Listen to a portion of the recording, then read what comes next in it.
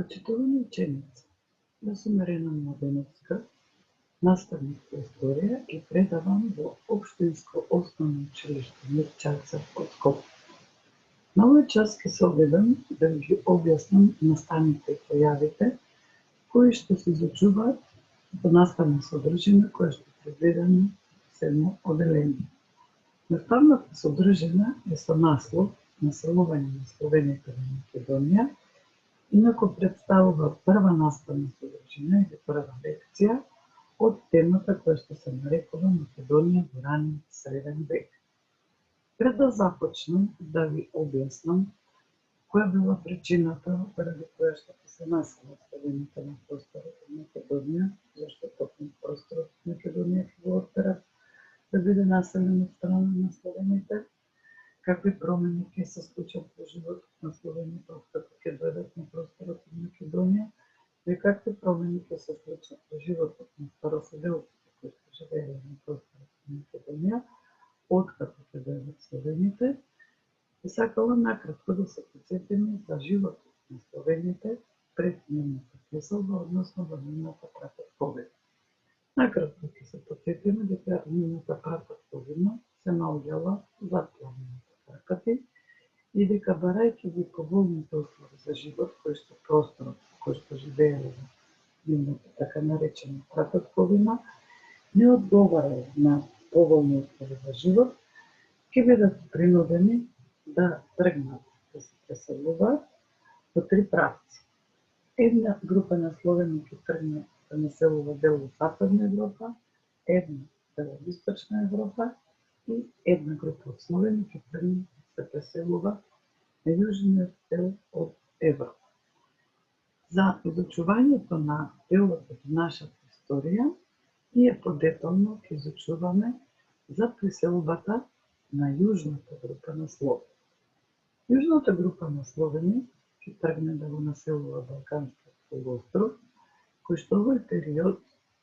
се наоѓал под управа на државата, која што се нарекувала Источно Римско царство или Византија и чија престолнина бил градот Константинопол. Територијата на Македонија во овој период, периодот на 6 век, кога започнува преселбата на словените, се наоѓала под управа на Византија. Словените при населувањето на Балканскиот полуостров, односно нивното населување на Балканскиот полуостров во почетокот било пропратено или проследено со чести напади, било на византиската войска, било на староселилското население, со чести уништувања, уривања на тврдини и сл. Инаку при преселбата на Балканскиот полуостров, словените се движеле по старите римски патишта, односно патишта кои што римјаните ги изградиле и трајно ги населувале оние предели кои што биле поволни за нивниот живот. Поточно знаете веќе претходно дека словените се занимавале најмногу со земјоделство, сточарство и пчеларство и заради тоа поволните услови за нивниот живот и добрите услови за живот пред се биле котлините и долините до големите реки. Инаку населувањето на Македонија најчесто се одбивало од страна на словените по патот по Вардарската долина, па се до реките Дрегалница и Места. Голем број од историските извори, било материјални, било пишани, овозможуваат да веќе имаме точни сознанија кои словенски племиња ќе го населат просторот од Македонија. Па така, 7 словенски племиња ќе го населат просторот од Македонија. Тоа се сагудатите, траговитите, римхините, струмјаните, смолјаните, берзитите или уште ги нарекуваат крцјаци и велегезитите или уште во некои историски извори ќе ги најдете под името велегзити. Сагудатите ќе бидат населени во близина до градот Солун, драговитите ќе бидат населени по средниот и долниот тек на реката Вардар, Ринхините ќе бидат населени на Халкиди, Струмјаните ќе бидат населени по течението на реката Струма и реката Струмица, Смолјаните ќе бидат населени по течението на реката Места, Берзитите или Брсјаците ќе бидат населени на просторот од денешниот град Велес до денешните градови од Преста, а велигезитите по течението на реката Бистрица, поточно тие ќе го населат северниот дел од Македонија. Откако ќе се населат на просторот од Македонија, нивниот живот ќе биде започнат во така наречени групи, односно територии, кои што биле наречени склавини. Склавини биле територии каде што живеело едно племе, во кое што во тој простор словенското племе имало своја врховна власт, која што се огледала во владеењето на еден човек, кој што имал титулата кнез. Кнезот, заедно со своите помошници, се грижил словенското племе, односно Склавинијата, да функционира добро, да нема многу несогласувања во самата Склавинија, за да не бидат лесен плен да бидат освоени од страна на византиците, а исто така и се грижеле да можат територијално да ја прошират својот простор на живење, односно да бидат до уште поволни услови за живот. Друго што било карактеристично за Склавинијата било тоа што секоја Склавинија го носела името според племето. Па така, Склавинијата, да речеме Берези, каде што живеело племето Березити, било нарекувано Березитија, каде што живеело племето Ринхинија, каде што живееле племето Смолјанија и слично. Откако ќе се населат на просторот од Македонија, ќе се случат промените како на животот на самите словени, така и на животот на самите староседовци. Најбројното староседовско население на просторот од Македонија биле античките македонци, но исто така тука имало и малку евреите и власите. Во почетокот населувањето на словените на просторот од Македонија било пратено со уривања, освојувања, грабежи и населства, за да со текот на времето веќе се прилагоди словенското население на староседелското население и да започнат да живеат еден мирен живот. Инаку со доаѓањето на словените во Македонија, се изведува, словените ќе најдат на еден посовремен живот од оној што го имале тие, па во главном словените ќе ги прифатат како начинот на животот на словените, така и градбите на куќите, начинот на облекувањето, начинот на однесувањето, но и религијата, која што ќе ја затекнат тука, тоа била христијанската религија, исто така ќе ја прифатат преку процесот на христијанизација. Што се однесува пак до словените, ќе се населат на просторот од Македонија, тие своето обележје ќе го остават, така што ќе се користи словенскиот јазик, односно со процесот на словенизација, каде што најчесто словенскиот јазик во почетокот ќе се користи во употреба на имињата на реките, езерата, планините и градовите, а подоцна ќе почне да се користи словенскиот јазик во секојдневната употреба и на тој начин постепено староседелците ќе го прифатат словенскиот јазик во секојдневната употреба. Колонизацијата или населувањето на словените кај татите по Македонија започнува некаде во 80-тите години на 6-тиот век, а може да се каже дека веќе официјално ќе биде населен просторот на Македонија со словенските племиња во 30-тите години од 7 век. Инаку, пред да дојдат словените, на поголемиот дел од градовите, реките, планините, езерата, биле давани византиски имиња,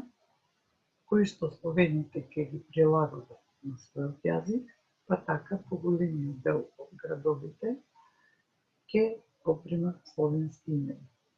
Така градот Скопје, со доаѓањето на словените, ќе се нарекува Скопје, Аспидов Штип, Лихенидос Охрид, Монастир Битола, Тесалоники Солун, а Константинопол, престолнина на Византија,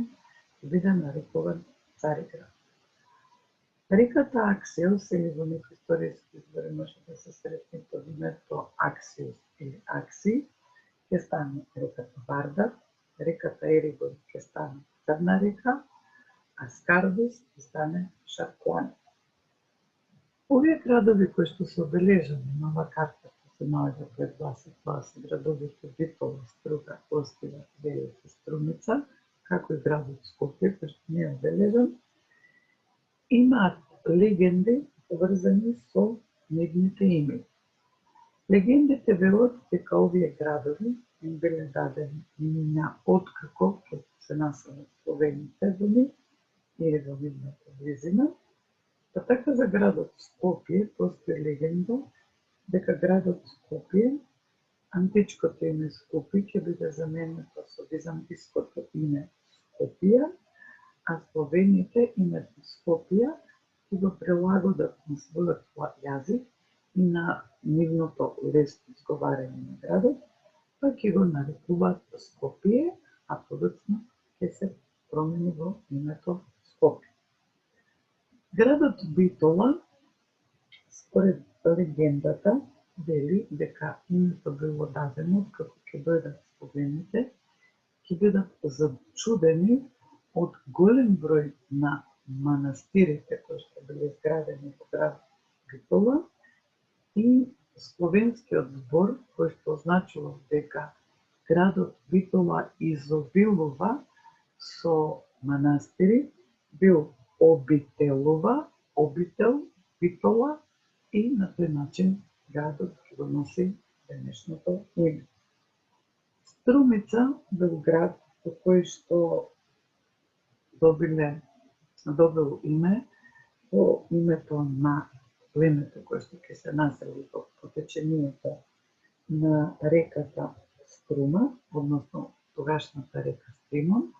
која што словените ќе ја преименуваат во Струма, а градот ќе биде наречен Струмица. Што се однесува до името на градот Гостивар, постои легенда дека кога делот од словените се населиле во близина на градот, наишло е на гостопримливо население, кое што на словенски гостопримливо значи гостиварско, односно гост бил гост, и на тој начин градот ќе биде изграден во овој период, ќе биде наречен Гостивар.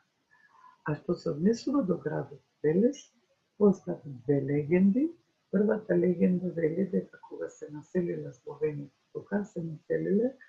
затоа што во близина на градот Велес имало голем број на шуми, кои што биле потребни на словените за нивните секојдневија, односно секојдневните дејности, и велеле дека идат во лес. В лес значело на словенски јазик во шума, а втората легенда вели дека делот од словенското племе кое живеело во близина на градот Велес се занимавало со сточарство, односно одгледувале добиток и го посветиле градот на својот врховен бог на стадата, кој што бил наречен Велес. Што се однесува пак до името Струга, легендата вели дека кога се населиле словените во близина на градот Струга, се занимавале со сточарство, односно особено со одгледување на овци. Овците, кога доаѓало времето за стрижење, ги носеле по истекот на реката Црн Дрин од Охридско езеро и таму ги стружеле. Тоа бил терминот на словенскиот јазик кој што означува стрижење и оттаму легендата вели дека градот Струга добил своето име кој што носи и денес. Кажам дека словените настојувале што можно повеќе да оседат простори и да ги населат просторите кои што имале поволни услови за живот, а како најповолен и најбогат град на просторот каде што се населиле на словените во Македонија бил градот Солун, кој што е слегувал на море,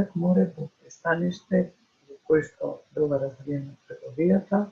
и каде што представувал еден културен центар во тоа време, и од тие причини бил примамлив за словените да го освојат. Ќе бидат организирани повеќе напади на градот Солун. Словенските племиња тоа некогаш ќе го прават сами, некогаш помош на племето Авари, но безуспешно завршат сите тие напади, каде што во текот на организирањето на овие напади со цел да се освои градот Солун, биле организирани две поголеми опсади или опседнувања на тврдините на градот Солун. Првата поголема опсада била организирана кога владел кнезот по името Харцон во 618 година, додека втората опсада била организирана кога владел кнезот Пребун во 674 година. И едната и другата опсада ќе завршат безуспешно на словените, и токму поради тоа што словените често пати вршеле напади на градот Солун, византиската власт ќе издаде наредба да се изврши еден поход врз овие словени и тие словени ќе бидат принудени да ја признаат врховната власт, односно управа на Византија. Поточно, овие словенски племиња ќе бидат ставени под управа на Византија, под контрола на Византија, и од тие причини во пределот каде што живееле словените во близина до градот Солун, ќе биде зголемен бројот на византиската војска со цел да ги спречи понатамошните обиди словените да го освојат градот Солун. Со текот на времето ќе дојде до еден вид на соработка на словените со солуњаните, односно со развој на стопанските гранки, земјоделство, стоčarство, трговија. Словените да тргуваат во градот Солун, да ги пласираат своите производи, да ги продаваат или да купуваат оние производи кои што им биле потребни за нивниот секојдневен живот. Ова е она што е првично како податок или како настани кои што вие треба да разберете дека се случиле по доаѓањето на словените во Македонија. Понатаму ќе следи усовршување на животот на словените во Македонија, а сето тоа ќе го изучувате со следните лекции кои што ќе се изучуваат од кои што ќе го учите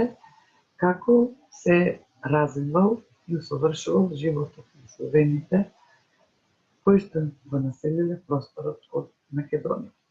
Ви благодарам на вниманието и се надевам дека успешно ги разбравте потребните настани, потребните поими кои што се содржани во оваа наставна содржина или лекција.